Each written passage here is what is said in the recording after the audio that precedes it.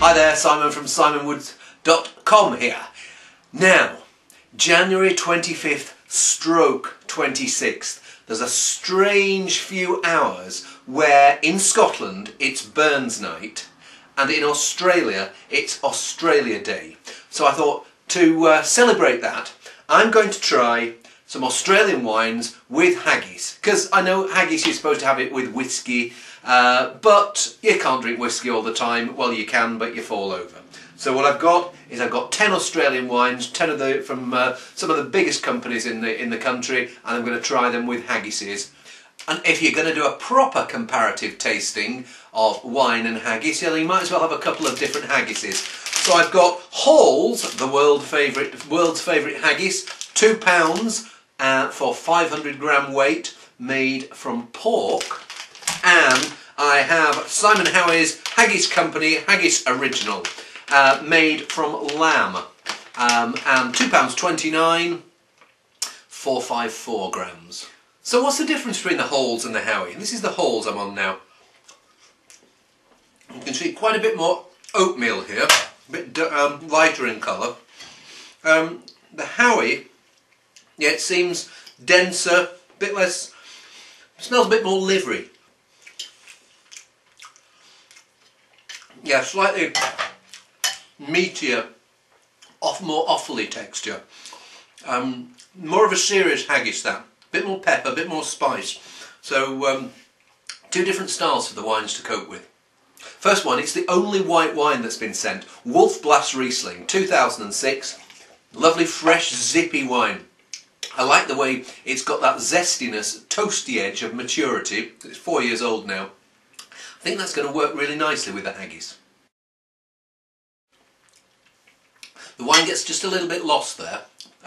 Its freshness is still coming through, but it's more the spiciness of the haggis.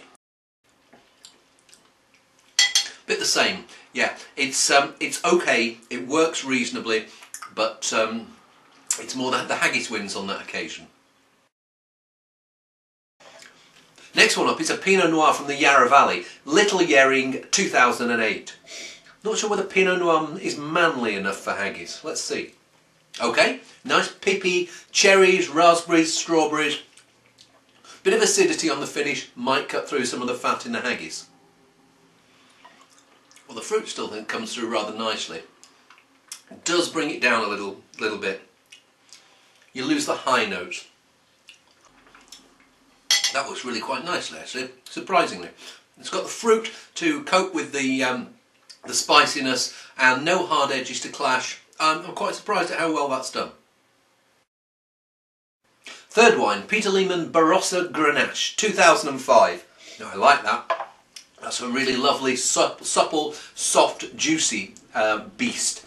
It's got a bit of this warm, lithe berry edge. It's also got a bit of a grip on the finish, and there's just a hint of mint, not too much, just the right amount. Gets a little bit lost, the wine. Again, it's that the haggis is just that little bit too strong there. Funny, it doesn't get us lost with that one.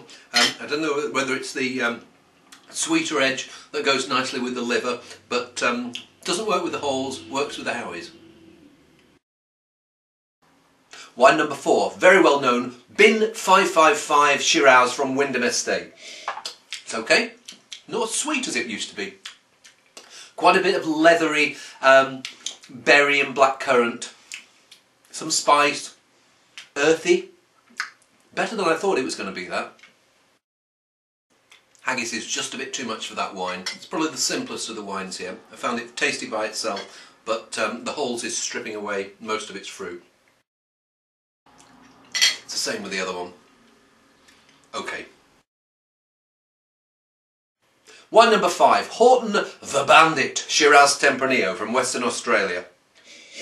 Smells just a bit jammy. Yeah, like jammy Dodger biscuits, and a bit too much vanilla there for me. Not so sure about that one. Okay, you're just left with a little bit of hardness. It's almost like the wood springs into life when you have it with the Halls. Again, works a little bit better there. The fruit seems to shine a little bit more. I don't know whether it's the the slightly fattier edge of the Halls that's bringing some of the brighter notes on the wines down. But certainly the last two wines, it's been the Howies that has went better with the wine. Wine number 6, D'Arenberg Darry's Original Shiraz Grenache. This is usually a gentle giant of a wine. Absolutely lovely style. It's rich but relaxed. Confident, leathery, meaty wine. Oh, that's really tasty wine. Best for me so far. Okay with the Halls, but once again you're losing some of the treble notes and you leave it left with this the underbelly rather than the sweeter flesh that was in the wine. Again, it's a more wine-friendly haggis, the Howie. It's not a great match, but once again, the fruit gets a chance to shine more brightly than with the Halls. Wine number 7, Penfolds Bin 128 Coonawarra Shiraz, 5 years old. This is 2005. Oh, really tasty. It's got this floral, spicy edge to it, but it's got this wealth of fruit as well. Cherries, black fruit, and then on the finish, it's got freshness and power and tannin. And again, it's weird, it strips down the fruit and you're left with structure. Not too bad, but it dries out the juicy wine. Same with that one too. It really it doesn't do anything for the wine. The wine just suffers, and shame. Number 8, Glenguin Aristea Shiraz from the Hunter Valley, 2005. Yeah, there's a meaty, leathery edge there that's really nice. The fruit's warm and friendly, slightly chocolate, earthy edge, but there's this earthy, refreshing edge to the finish. Tasty, tasty wine. Nice wine, nice food. Once again, it's a dip between the two rather than a crest between the two. Yeah, it's strange. People think of Australian Shiraz as not being very subtle, but compared with the Haggis, this is a subtle wine. And it just rips away some of those subtleties, some of those nuances. Wine number 9, Chateau Basket Press Shiraz from McLaren Vale, 2006. It's the only one I've needed a corkscrew for so far. Smells rich and plummy, but very young. Yeah, nice, rich blackberry, blackcurrant edges. It feels desperately young. Feels like this needs a time to open out. Be interesting to see what this is like in about an hour when I have it with the Haggis. Now that's actually holding up reasonably well. The fruit's intact, but I think it's because it's a big wine in the first place. The Haggis is taking, again, the grace notes off the wine.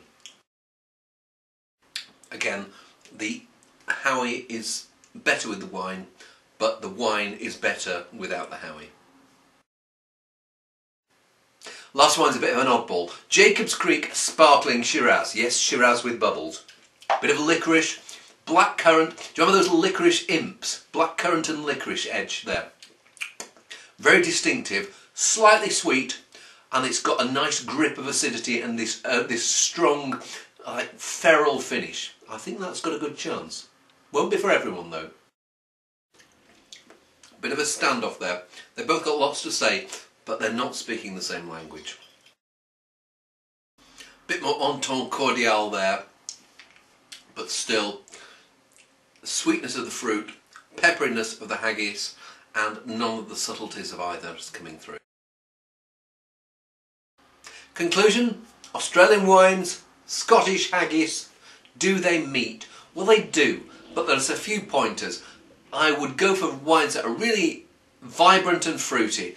It doesn't matter whether they're young or whether they're old, as long as they're fruity, that you need that. And take your serious wines away from Haggis, because the nuances just get a bit lost in the spicy peppery edges. I preferred the Howie's Haggis to the Hall's Haggis. I thought they were both really nice, but I'm a bit full now. I think I'm going to go away and have some salad. See you soon.